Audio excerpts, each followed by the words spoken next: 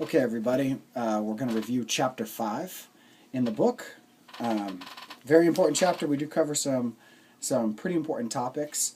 Okay, there's an acronym or two that you're going to need to know that you're going to be tested on. Okay, chapter starts off mentioning size up. Size up is an integral part of what we do out in the field.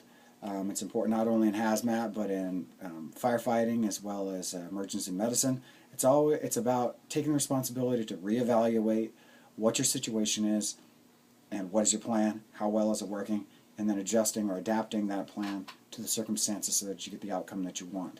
Okay, and that's in a nutshell a size up. It starts from the very beginning and it should be done throughout the incident. Okay, it's well understood in fire service. If you haven't changed your plan throughout the incident, you're making a mistake because the incident is consistently changing, so you need to be adjusting your plan accordingly.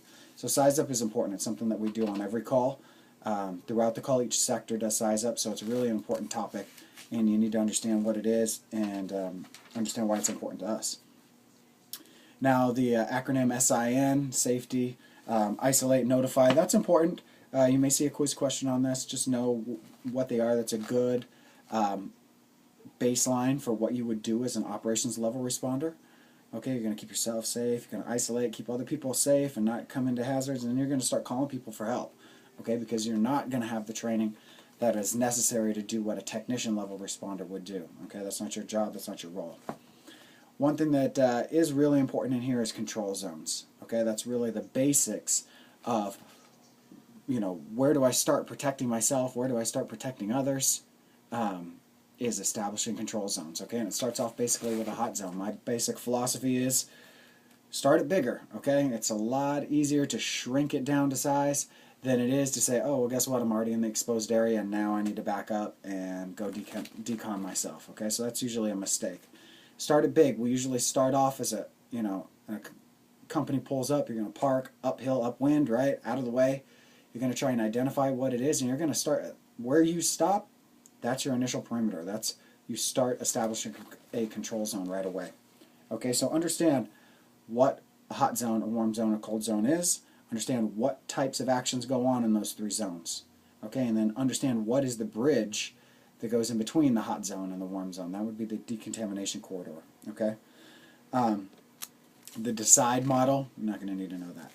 Intrinsically safe, that's an interesting piece of information. Okay, that's all of our radios. They're all intrinsically safe. That means it doesn't create a spark, which means it's not an ignition source. We have a tendency to drive the most common ignition source right into the scene, and that's a fire truck because it runs on a combustion engine, okay, and creates a spark. But what we don't have is equipment or machinery that creates a spark with us, so that's always good. Okay, so again, understand the zones, all right? Emergency decontamination, you're going to hit decontamination in chapters 8 and 9, so don't spend a lot of it. Emergency decon is just, hey, down and dirty, okay? Somebody's in danger, we're just trying to knock off all the gross contaminants with copious amounts of water. That's basically what it means, okay? It does talk about the backup system or the buddy system. That's important. We'll learn a little bit more about this, but as a general rule, whatever it takes as an entry team is doubled as a backup team. If it's 4 people going in as an entry team, that exact component, 4 people, same equipment, same airline, same communications, everything is mirrored in a backup team. Okay. Evacuation section is pretty interesting. It mentions shelter in place. One thing that's important with evacuation is make sure you have a place for them to go before you start moving them. Okay, don't start pulling them out into a potentially contaminated environment without a method of transportation and a location that they're going to be safe. Sheltering in place is something that we lean on heavily out in the real world. Okay, and that just means, hey, stay where you are, shut your windows, shut your doors, turn off your AC or your HVAC system if you're in a commercial structure. Okay, keep your air within the building, and basically don't come outside. That's usually the best method when it's safe enough to do so. Okay, sometimes bringing people outside can create more harm than good. Big part of this chapter is excessive heat. It does talk about safety briefings, and that's important. That happens in every hazmat call. Before we go in and actually address the incident, everybody pulls together. That's the communication section, entry and backup, okay, incident commander, We all sit down. First off, the guys go through a medical evaluation, make sure that they're good, check their vitals, body temperature, all that stuff.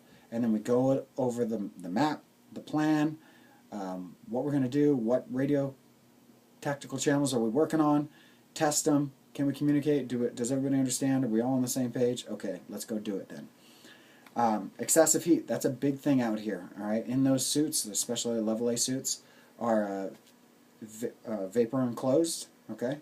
And they don't let bad stuff in, but they also don't let your body heat out, okay? So you have a tendency to drop when you wear those, especially in the summer. Heat and heat stroke, heat exhaustion, very real out here. It does happen all the time. We try and minimize that by limiting work time, and that's what we do. Hey, you know, you've been in the suit for 20 minutes or 30 minutes, you're done. You're out. You got to come out. We got to send in another team. You have to go to rehab and get cooled down, because people will just pass out. As far as the cold, we don't have much of that here, but there it is in the chapter anyway. Incident command system. This is important. We run the incident command system on every large-scale incident. Anything that takes more than 2 units of response, whether it's hazmat or whatever, we use the ICS system. And it's expandable. It keeps a centralized command, formal communication process, very, very effective. You know, you may see a question in regards to like the PIO, the safety officer, and the liaison. Understand that those people report to the IC, okay?